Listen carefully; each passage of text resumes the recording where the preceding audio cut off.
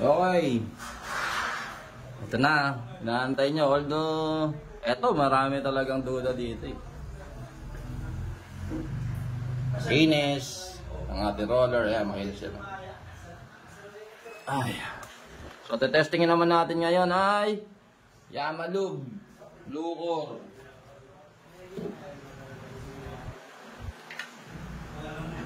Blue Core.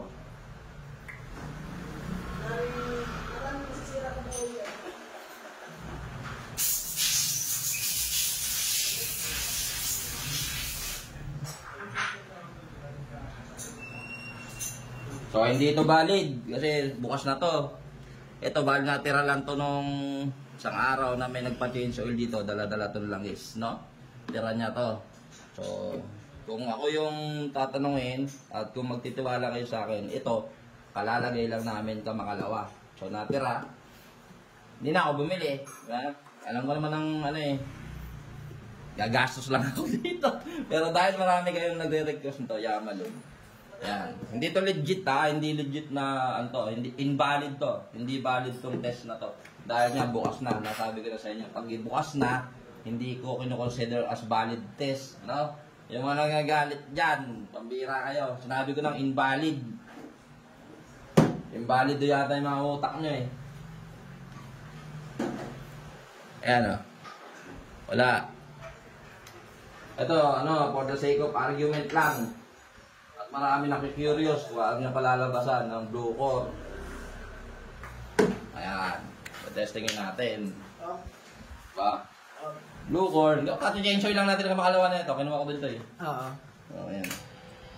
Blue Core. Tapos biglang nag-10 plate. Ano? Tayak talaga kayo lahat. Yamalube, Blue Core. So, testing. 1, 2, 3, 4, 5. Breaking. First plate. Aba, boy. Maganda. Lumalaban. Walang ingay eh. Dalawa. Lumalaban ng Blue Core. Tatlo. Oh. Mahaba ng Blue Core, boy. Panis. 4.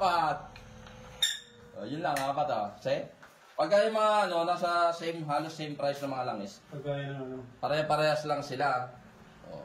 Pagkaya ng speed to Hit na hit nyo yung Blue Core ha. Shadow galit nyo sa Blue Core ha. Tignan mo, naka-4 na plate. Pero yung iba, Huwag mo nang tanong mataas yun. hindi wabot. Ayun o. Para na invalid pa rin ha. Pero kung magtitiwala kayo sa akin, magiging valid test na yun. Kasi nga, kaka-chechoy lang namin ito eh.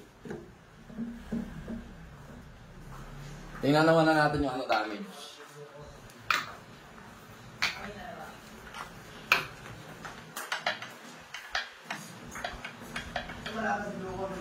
Malaban yung Blue Core. Bakit na bagyang-bagya lang oh. Same lang din. Malaban si Blue Core. Galaan nyo ha.